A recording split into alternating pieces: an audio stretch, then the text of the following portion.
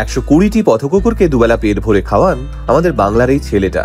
কারণ ছেলেটা মনে করেন মানুষকে খাওয়ানোর থেকে রাস্তার এই অবলা জীবগুলোকে খাওয়ানো ঢের ভালো। কারণ মানুষ বেইমানি করলেও এই অবলা প্রাণগুলো কখনো বেইমানি করবে না।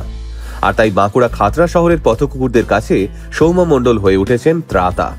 নিউজ 18 বাংলার প্রতিবেদন থেকে জানা যায়, এই গোটা খাতড়া শহরে যত পথকুকুর রয়েছে তাদের প্রত্যেককে বুক দিয়ে আগলে রাখলেন সৌম্য। তাদের দুবেলা ভরপেট খাবার থেকে শুরু করে চিকিৎসার ব্যবস্থা সবটাই একা হাতে সামলান সৌম্য।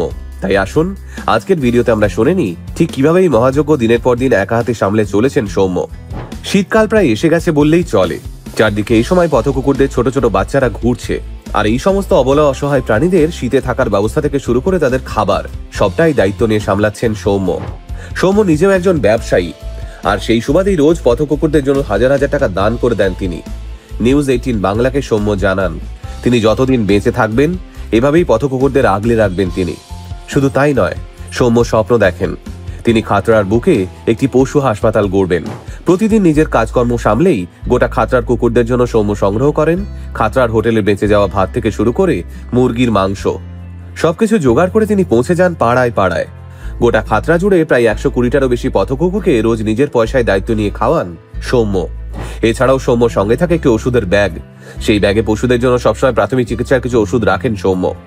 কোনো কুকুর বা গরু অসুস্থ হলেই সঙ্গে সঙ্গে সেখানে নিজের প্রাথমিক চিকিৎসার ব্যাগ নিয়ে ছুটতে যান তিনি। সারাদিন অক্লান্ত পরিশ্রম করার পরেও যদি গভীর রাতেও খবর পান কোনো পথকুকুর গাড়ির আঘাতে গুরুতর আহত হয়েছে, তাহলে সেখানে আর কেউ না যাক, সৌম্য ঠিকই হাজির হয়ে যান। সৌম্য বলেন, মানুষের কাছে একটু ভালোবাসা ছাড়া আর কিছুই দাবি নেই ওদের। তবুও কিছু মানুষ এতটাই নিষ্ঠুর যে প্রতিটা মুহূর্তে রাস্তার কুকুরদের দেখলে তাদের পাথর ছুঁড়বে, হয়তো শুয়ে আছে গাড়ি চালিয়ে দেবে, কিংবা গরম জল এনে ঢেলে দেবে ওদের গায়ে, কখনো বা রাতারাতি ওদের নিশ্চিহ্ন করার জন্য খাবারে বিষও মিশিয়ে দেবে। তাই সকলের কাছে সৌম্যর একটাই অনুরোধ, খেতে দিতে ইচ্ছে না হলে দেবেন না, কিন্তু দয়া করে ওদের উপর অত্যাচার করবেন না। ওদেরও পরিবার আছে। একটা মা কুকুরকে শেষ করে ফেলা মানেই ওর বাচ্চাগুলোকেও প্রায় আধ মরা করে ফেলা। আর এভাবেই ভালোবেসে নিজের মতো করে পথকুকুরদের জন্য কাজ করে যাচ্ছেন সৌম্য। তাই বাঁকুড়ার রিয়েল লাইফ হিরো সৌম্য। রাস্তাঘাট থেকে শুরু করে স্টেশন চত্বর, পথকুকুরদের কষ্ট দেখলে সবার আগে দৌড়ে আসেন সৌম্য। ছোটবেলায় নিজের পরিবারের মানুষদের দেখেই শিখেছেন সৌম্য যে ওরা বলতে পারে না, কিন্তু কষ্ট ওদেরও হয়। তাই ওদের কষ্ট দিয়ে অত্যাচার করা মানে সৃষ্টিকর্তাকেই রুষ্ট করা। আর সেই কথা মেনেই আজও এই অবলা প্রাণগুলোকে আঁকড়ে বেঁচে রয়েছেন সৌম্য। তবে সম্প্রতি পথকুকুরদের বিরুদ্ধে সুপ্রিম কোর্টের রায় নিতে পারছেন না সৌম্য সহ দেশের পশুপ্রেমী সমস্ত মানুষেরাই।